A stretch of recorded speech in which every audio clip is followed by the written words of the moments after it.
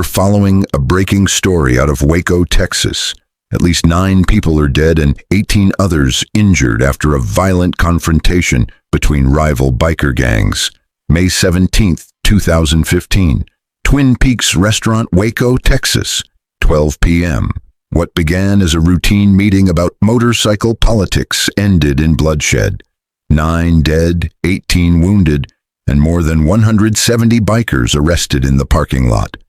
The gunfire lasted less than 2 minutes, yet the crime scene stretched across an entire shopping plaza. What shocked investigators most was this: many of the fatal shots didn't come from the bikers themselves. This is the story of the deadliest biker shootout in American history. A day when 5 motorcycle clubs, law enforcement, and years of rising tension collided in broad daylight. By the time the smoke cleared, the truth proved far more complex than anyone expected. The Confederation of Clubs and Independents had scheduled a regional meeting at Twin Peaks in Waco for May 17, 2015. The organization regularly held gatherings to discuss motorcycle-related legislation, particularly police profiling and traffic laws. Representatives from dozens of clubs were expected. Twin Peaks, a Hooters-style sports bar located in Central Texas Marketplace, was to host the noon meeting on its outdoor patio. On paper, it was a political event, but police intelligence painted a different picture. Waco authorities had been monitoring communications between motorcycle clubs for weeks. Aware of long-standing tensions between the Bandidos Motorcycle Club and the Cossacks Motorcycle Club, 2 powerful Texas-based organizations whose rivalry had been growing increasingly hostile. At the heart of the feud was territory and respect. The Bandidos, founded in Houston in 1966, considered themselves the dominant club in Texas, proudly wearing the Texas bottom rocker on their vests as a territorial claim. The Cossacks, established in 1969, traditionally respected that claim until 2014, when they began wearing the same rocker without Bandido approval. In outlaw biker culture, that act was a direct provocation. The bottom rocker signifies control over territory, and using it without consent challenges authority. Tensions escalated through 2014 and early 2015, bar fights, public confrontations, and online threats. Law enforcement predicted a violent clash and began surveillance on Twin Peaks days before the meeting. At least 18 Waco police officers and 4 Texas Department of Public Safety troopers were stationed nearby before the first shots were fired. Even the restaurant's management had been warned. Twin Peaks corporate advised the franchise owner not to host the meeting, but the event went ahead anyway, a decision that would prove catastrophic. By 11:30 a.m., bikers began arriving. The Cossacks arrived first, taking positions in the parking lot and patio. The Bandidos arrived shortly before noon. Witnesses said the atmosphere turned tense almost immediately. At about 12:15 p.m., a fight broke out in the restaurant bathroom between members of both clubs. It quickly spilled onto the patio, where chaos erupted. Chains, brass knuckles, knives, and makeshift weapons appeared within seconds. Terrified patrons and employees fled for cover as the violence spread into the parking lot. Then, gunfire. At 12:24 p.m., the first shots rang out. The gun battle lasted less than 2 minutes, but it turned the parking lot into a war zone. Police responded instantly, firing on bikers they believed were armed or posing threats. By 12:26 p.m., the shooting had stopped. When it was over, 9 men were dead and 18 wounded.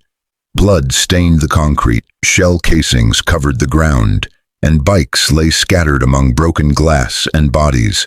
The dead ranged in age from 27 to 65. All died from gunshot wounds.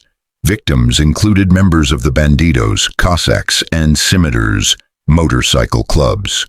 Police detained 177 bikers at the scene, charging each with engaging in organized criminal activity, a first-degree felony, with bonds set at $1 million each. Investigators recovered more than 480 weapons, including 151 firearms, along with chains, clubs, and knives.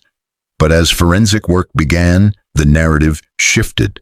Ballistics reports revealed that Waco police officers fired at least 12 rounds during the incident, possibly more. Some victims had been killed by rifle rounds consistent with police-issued AR-15s, rather than the smaller handguns typically carried by bikers. Experts determined that at least 4 of the 9 dead were likely struck by police bullets. This revelation raised serious questions. If nearly half the victims were shot by law enforcement, could this still be called a biker war? Defense attorneys for the arrested bikers argued their clients were being blamed for a tragedy partially caused by police gunfire. If nearly half of the victims were killed by police bullets, labeling the incident as primarily biker-on-biker violence became deeply problematic. Defense attorneys for the arrested bikers seized on that evidence, arguing that their clients were being prosecuted for a police shooting. Further forensic analysis only deepened the uncertainty. Blood spatter examinations, bullet trajectory studies, and gunshot residue tests often failed to support the initial charges. Some arrested bikers showed no gunshot residue and had been positioned far from where the gunfire occurred. Video evidence also complicated matters. Security cameras captured portions of the chaos, but not the entire sequence. When some footage was eventually leaked to the media, it revealed confusion and panic, yet offered no clear answers about who fired the fatal shots. The prosecution's approach quickly became one of the most controversial elements of the entire case. McLennan County District Attorney Abel Reyna charged all 177 arrested individuals with the same offense, engaging in organized criminal activity tied to capital murder. Each faced a $1 million bond. This one-size-fits-all strategy appeared designed to apply maximum pressure for plea deals, but it sparked immediate backlash from legal scholars and civil rights advocates. Defense attorneys argued that the mass arrests ignored constitutional protections and failed to distinguish between actual participants and bystanders. Judges began reducing bonds in 2016, and many defendants were released. As the first cases moved toward trial, prosecutors struggled to prove who had fired weapons or instigated the violence. In November 2017, Jake Carrizal, president of the Bandidos Dallas chapter, became the first defendant to face trial. After 2 weeks of testimony, the jury was deadlocked, forcing a mistrial, a major setback for the prosecution. The following year, District Attorney Reyna lost his re-election bid, due in part to the controversy surrounding the Waco prosecutions. His successor, Barry Johnson, inherited 154 pending cases and an increasingly fragile legal strategy. After a comprehensive review, Johnson made a decisive move. In 2019, he dismissed all remaining cases, citing insufficient evidence to prove individual guilt beyond a reasonable doubt. After 4 years, tens of millions of dollars in legal expenses, and national scrutiny, not a single person was convicted for the 9 deaths at Twin Peaks. The outcome left families frustrated and divided. 9 men were dead, 18 wounded, yet the justice system convicted no one. Some families believed their loved ones were murdered by rival bikers. Others suspected police bullets were responsible. A wave of civil lawsuits followed. Arrested bikers who were never charged or convicted sued the Waco Police Department in McLennan County, alleging false arrest and excessive force. Families of the deceased filed wrongful death suits. The Twin Peaks franchise permanently closed within months of the shooting. In 2022, a federal civil case brought by several bikers unearthed startling evidence during discovery. Text messages between officers suggested that Police expected violence and were prepared to use force. Some exchanges hinted at anticipation, even eagerness for confrontation. The Waco Shootout permanently altered the motorcycle club landscape in Texas and across the United States. Law enforcement increased surveillance of biker events. Bars and restaurants grew reluctant to host club gatherings. The Confederation of Clubs and Independents overhauled its meeting procedures, adding stricter security and avoiding volatile venues. The relationship between the bandidos and Cossacks remained tense, but stopped short of further bloodshed. Both clubs came under heavy federal scrutiny, and in the years that followed, high-ranking members from each faced unrelated federal indictments. For the families of the 9 dead men, closure remains elusive.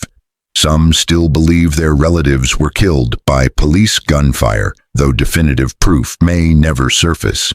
Experts continue to debate whether the heavy police presence prevented greater bloodshed or escalated the violence. Questions persist about whether officers acted too quickly or not quickly enough. Media coverage of the Waco shooting initially portrayed the bikers as organized criminals engaged in a turf war.